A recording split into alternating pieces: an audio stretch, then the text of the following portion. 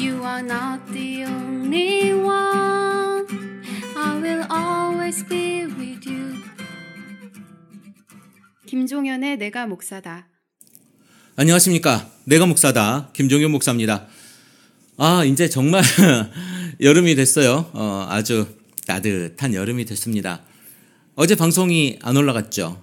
어제 방송이 못 올라간 이유는요. 그저께 2편을 올렸기 때문입니다. 월요일날 방송을 해서 화요일날로 올려야 되는데 월요일날 걸로 올려가지고 제가 화요일날 방송이 올라간 줄 알았는데 방송이 안 올라갔습니다. 네. 그리고 어제는 제가 방송을 못했지요. 어제 방송을 못한 이유는 그 청주에 내려갔습니다. 청주에 내려가서 우리 임승길 목사님, 더 채플 커뮤니티 청주를 담당하시는 목사님이시죠. 광명교회, 광명침례교회 담임 목사님이시기도 하고 청주에 내려가서 임승길 목사님하고 또 우리 여러분 잘 아시죠? 최문기 목사님하고 같이 담소를 나누느라고 청주에서 저녁에 올라왔습니다. 저녁에 올라오고요. 그러면서 제가 방송을 못했는데 오늘 또 서울에 올라왔고요. 또 고민을 많이 하고 있습니다. 저는 글쎄요, 하다 보니까 고민을 하는 게 제 일인 것 같아요. 고민을 하는 일이 제 일인 것 같고 여기에 이제 오면 여러 가지 고민하고 책도 보고 또 옆에 계신 분들 오시면 또 이야기도 하고 이렇게 하는데요.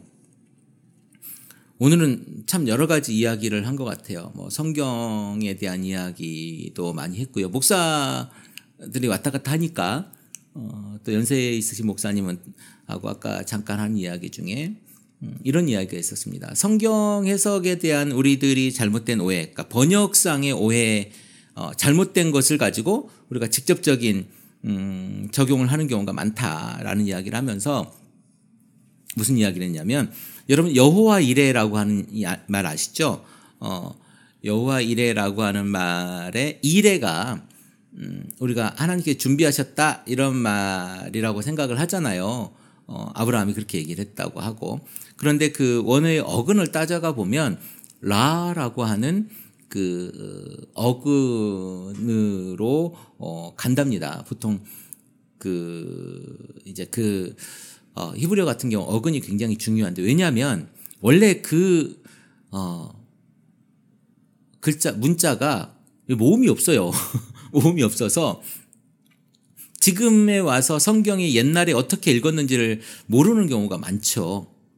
모르는 경우가 있기도 하고 그래서 아마 모음이 만들어진 지는 제가 알기로는 오래되지 않은 걸로 알고 있습니다. 그래서 모음을 모음이 만들어진 지가 얼마 되지 않았기 때문에 이렇게 읽을 것이다 상상하고 이제 그렇게 모음을 붙였다는 거죠. 그래서 어근이 굉장히 중요한데 그 라라고 하는 어근과 이레라고 하는 어근이 같다는 거죠. 근데 그 이레가 우리가 준비했다 이렇게 이제 번역이 되어져 있는데요. 라는 준비하셨다가 아니라 보여주셨다. 보이셨다라고 하는 뜻이라는 거죠. 그러면 아브라함이 이삭을 데리고 올라가서 거기서 순양을 보고 하나님께 준비하셨다라고 여호와 이레라고 이야기를 했는데 우리는 그것을 하나님께서 우리가 쓸 것을 준비하셨구나라고 하는 것을 보고 미리 준비하셨구나라고 하는 걸 보고 여호와 이레라고 우리가 표현을 하는데요. 성경은 그것이 아니라 그것을 보고 재물이 준비되어져 있는 것을 보고 우리가 하나님의 임재를 보았다라고 하는 뜻으로 해석하는 것이 옳지 않나라고 이제 원어를 공부하시는 분들은 그렇게 이야기를 한다는 거죠. 일면 저도 동의하는 부분이 있습니다. 성경에 우리가 그 번역적인 이거 오류라고 얘기하면 또 득달같이 덤벼드시는 분들이 있어가지고 번역이 잘못된 부분들이 되게 많아요. 번역이 잘못한 부분도 되게 많고 아쉬운 부분이죠. 사실 한글로 번역함에 있어서. 그래서 요즘에 많은 번역하시는 분들에 의해서 이제 새로운 번역들이 계속 나오죠. 새로운 번역들이 나오고 그런데 이제 많은 분들은 그 옛날 개역 한글판 버전 있죠. 그랬느니라 가라사대 뭐 이런 것이 들어져 있는 성경을 아직도 선호하신 분들이 계세요. 아직도 선호하신 분들이 계시고요. 또는 개역 개정판이 있잖아요. 그것을 조금 더 우리말에 가깝게 번역을 하신 분이 있고, 저 같은 경우는 여러분 그 성경 이야기를 읽지만 그 성경 이야기를 읽음에 있어서 제가 주로 삼는 그 성경 버전은 새번역입니다. 새번역 성경을 읽고 있어서 여러분들이 듣기에 아주 쉬우실 거예요. 그래서 여러 가지 번역이 있는데 여러분 쉬운 번역을 찾아서 읽으시면 될 것 같아요. 우리가 잘못된 번역들을 많이 인용하고 있고 그 인용함에 있어서 우리가 잘못된 해석을 하고 있다. 그러니까 하나님을 보이시는 것으로 제가 지금 예를 드는 거죠. 그 맞다 그르다의 문제가 아니라 여호와 이레에 대한 이야기는 하나님을 보이셨다라고 하는 의미로 우리가 해석을 한다면 그 원어의 의미를 그렇게 받아들인다면 원어에는 그렇게 적혀져 있었는데 우리가 어떻게 합니까? 여호와 이레를 하나님께서 준비하셨다라고 해석을 하면서 내 삶의 아전인수로 해석하는 경우가 굉장히 많죠. 그러니까 내가 부도가 나려고 했는데 누가 저것이 법적으로 이렇게 돼가지고 저걸 내가 취하게 돼서 그때 마침 딱 그 순간에 우리가 이걸 가져오게 돼서 저기는 부도가 났을지라도 그것 때문에 저기는 회사가 그 회사가 망했을지라도 나는 기사회생하는 뭐 이런 식의 우리의 간증과 이야기들을 굉장히 많이 듣지 않습니까? 내가 무엇을 하려고 했는데 정말 애타게 발을 동동동 구르고 있었는데 내가 거기에서 기도했더니 하나님께서 예비하신 사람이 와서 나에게 도움을 주고 전혀 나와 상관없는 사람을 통해서 도움을 주고 내가 살아났다. 이런 이야기들이 얼마나 비일비재합니까? 안 그런가요? 너무 많지 않습니까? 근데 그게 너무 아전인수격. 그러니까 나에게만 맞춰가지고 해석을 하고 있다라는 거죠. 나에게만 맞춰서. 그러니까 우리가 성경을 해석함에 있어서 좀 성경을 제대로 보려고 하는 그런 부분들을 좀 가져야 되지 않을까라는 생각을 제가 해보고요.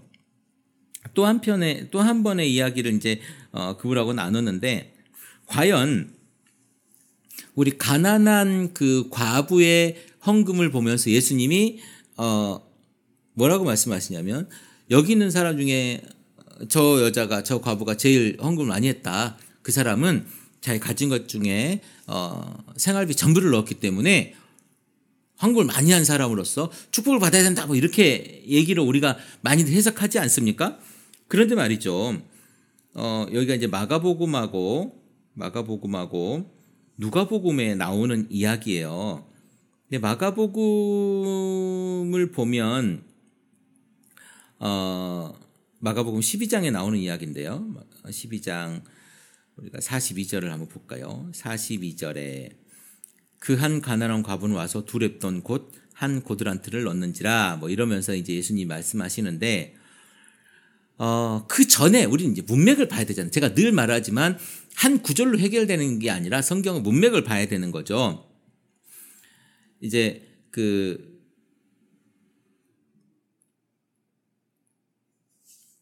뭐라고 말씀하시냐면 예수께서 가르칠 때 이르시되 긴 옷을 입고 다니는 것과 시장에서 문안받는 것과 회당의 높은 자리와 잔치 윗자리를 원하는 서기관들을 삼가라. 그들은 과부의 가산을 삼키며 외식으로 길게 기도하는 자니 그 받는 판결이 더욱 중하리라 하시니라. 그리고 나서 헌금에 대하여 헌금함을 보면서 앉아서 무리가 어떻게 헌금함에 돈 넣는가를 보실세 여러 부자는 많이 넣는데 한 가난한 과부는 와서 두 렙돈 한 고드란트를 넣는지라. 예수께서 제자들을 불러다가 이르시되 내가 진실로 너희에게 이르노니 가난한 과부는 헌금함에 넣는 모든 사람보다 많이 넣었도다. 그들은 다 풍족한 중에 넣었거니와 이 과부는 가난한 사람 중에 자기 모든 소유 곧 생활비 전부를 넣었느니라 하시니라. 이게 따로따로인 것 같죠. 근데 저는 이걸 하나의 사건 장면도 가르치는 장면에서 바로 넘어가서 예수님이 그렇게 말씀하시고 서기관들을 삼가라 그러면서 이제 헌금함을 바라보시지 않습니까? 헌금하는 데 있어서 자, 저는 여기서 뭘 봤냐면 그렇게 긴 옷은 노동하는 데 입는 옷이 아니거든요. 긴 옷은 치장하는 데 입는 옷이지 노동하는 옷이 아니지 않습니까? 그 서기관들은 노동하는 사람이 아니에요. 근데 어쨌다고요? 잔치 윗자리에 앉고 시장에서 문안 받는 거 좋아하고 뭐 그러니까 대우받는 거 좋아하고 윗자리에 앉고 싶은 이런 사람들이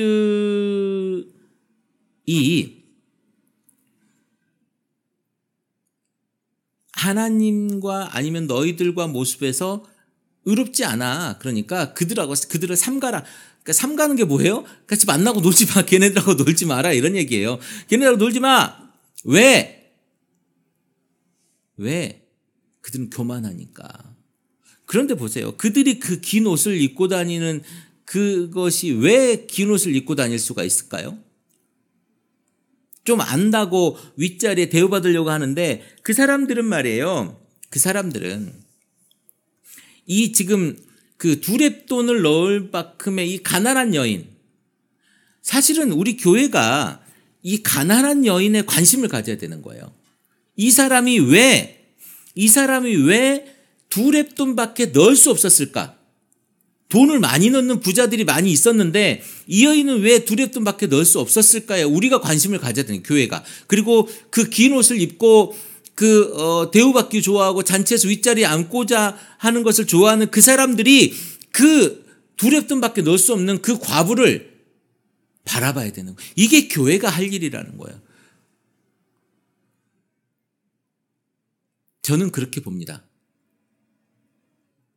그리고 그 여인이 두렙돈밖에 없음에도 불구하고 그것을 헌금을 해야만 하는 그 상황이 있었을 거예요. 지금 우리 그 한국 교회에서 일어나는 일들이 있지 않습니까? 교회 지금과 그때와는 좀 많이 달랐겠지만 해야 된다라고 강요를 하죠. 11조 해야 복 받고 뭘 해야 복 받고 이거 안 하고 이거 감추면 내가 하나님 걸 도둑질하는 것 같고 두려워서 내가 좀 헌금해야 되고 뭐 이런 거 있지 않습니까? 그런 두려움과 그 압박, 무언의 압박 내지는 이런 것들 때문에 헌금을 하는 경우가 굉장히 많죠. 괜히 불안하잖아요. 하나님 거 도둑질할 것 같고 벌 받을 것 같고 저주 받을 것 같고 그래서 우리 헌금하잖아요. 여러분 그렇지 않습니까? 목사는 그지 같고 말 같지도 않은데 내가 헌금을 해야 되는 이유는 그런 거 아니에요? 그런데 그 여인도 헌금을 하지 않았기 때문에 받는 불이익이라든가 비난이라든가 여러 가지가 있었을 거예요. 두렙돈밖에 없으면 이걸로 내가 어쨌든 연명하고 밥을 먹을 궁리를 하고 이렇게 해야 되지 않겠습니까? 그런데 그것을 가지고 뭐 했냐? 그것을 가지고 헌금을 했어요. 성전에 가져다가 그 마지막 먹을 것을 갖다 바쳤다는 거죠. 예전에 그 금란교회 김홍도 목사라고 있습니다. 그분의 그 불기둥이라고 하는 설교집이 있어요. 아직도 기억이 나는데 거기서 제가 읽었던 기억이 난 것 같아요. 그분의 어머니께서 그 어렵고 힘들 때 고기를 사다가 그 솥에다가 넣어놨다는 거죠. 근데 그걸 가지고 이렇게 열어봤더니 고기가 있어. 오늘 저녁엔 고기를 먹을 수 있겠구나라고 생각을 했다는 거죠. 그런데 그 고기를 저녁에 그 교회 목사님을 가져다 드리더라는 거죠. 목사님을 섬겨야 된다고. 그리고선 고기를 먹지 못했다. 그래서 어머님이 그렇게 하셨기 때문에 우리가 지금 이렇게 복을 받고 있다라고 목사님께서 말씀을 하시죠. 그 김홍도 목사님의 형제들이 다 어마어마한 교회의 담임 목사들 아니겠습니까? 그 김홍도, 김국도, 김선도 아마 이렇게 목사님이 되실 거예요. 엄청 큰 교회 강남에 잠실에 큰 교회 목사님이고, 그리고 김홍도 목사도 금란교회에 어마어마하게 큰 교회를 했죠. 사람도 많이 모이고. 그래서 자기들은 복을 받았다, 이렇게 이제 얘기를 하는 거죠. 여러분도 교회에 헌금을 하고 목사님을 잘 섬기면 그런 복을 받을 수 있을 거라 생각을 하거나, 아니면 하지 않으면 지금에 있는 것조차 뺏길 것 같아서 여러분 헌금을 하시는 건가요? 아마 그 두 랩돈을 넣었던 그 여인도 어쩌면 그랬을지도 모릅니다. 그 전에 예수님이 뭐라고 말씀하시냐면, 예수님이 그들은 어디 갔어?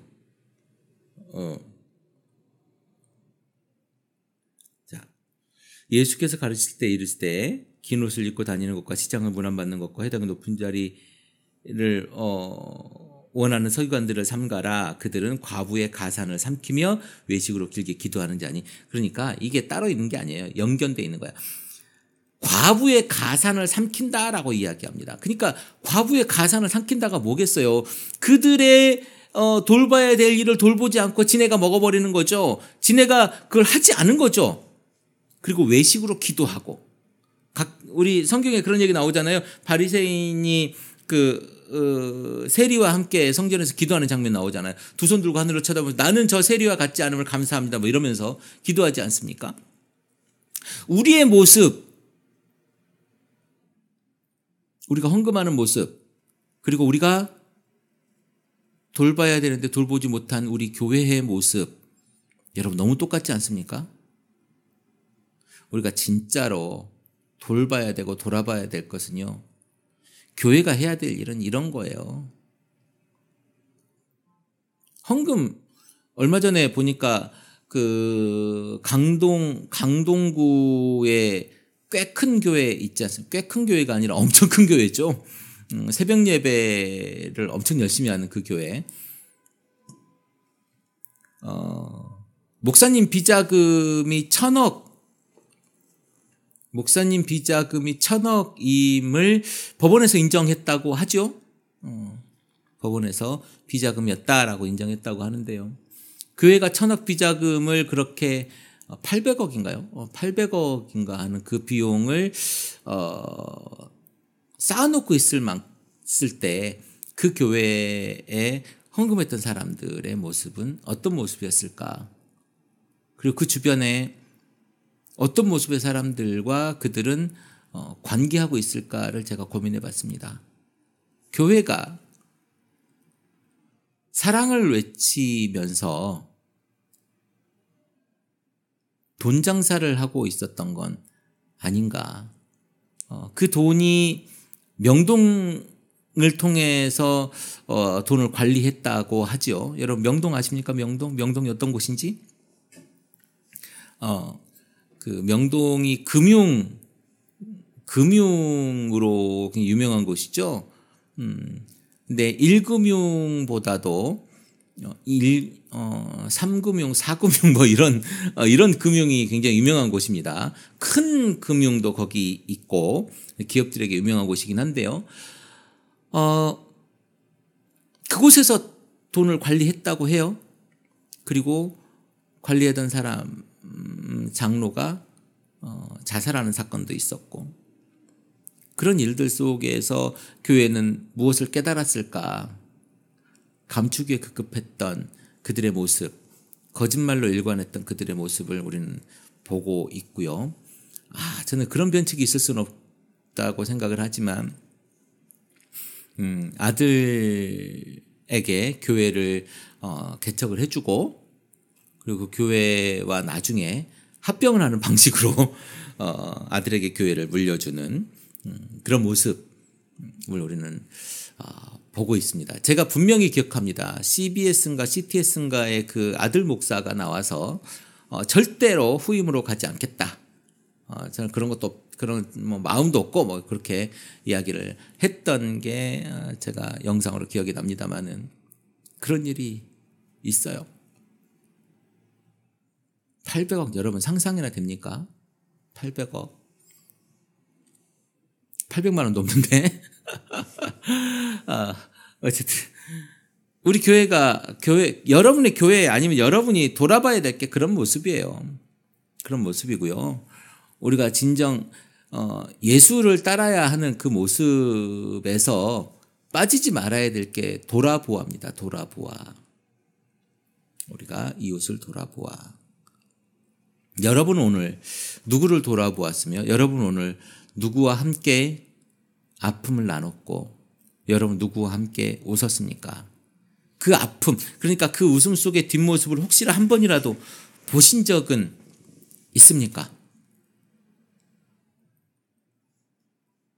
여러분 고민해야 되죠. 그들과 함께 우리가 어떤 아픔을 나눠야 되는지. 여러분이 지금 다니고 있는 교회에 돈이 많은 교회, 한 몇백 명 되면 돈 많아요. 그 돈이 많은 교회라면 우리가 무엇을 할 것인가, 어떻게 돌아볼 것인가 고민해야 돼요. 여러분 그렇게 고민하도록 만드는 교회의 성도이기를 기도해 봅니다. 날씨가 덥습니다. 여러분 건강 조심하시고요. 내일 다시 뵙도록 하겠습니다. 크리스찬 TV 내가 목사다. 김종현 목사입니다. 크리스찬 TV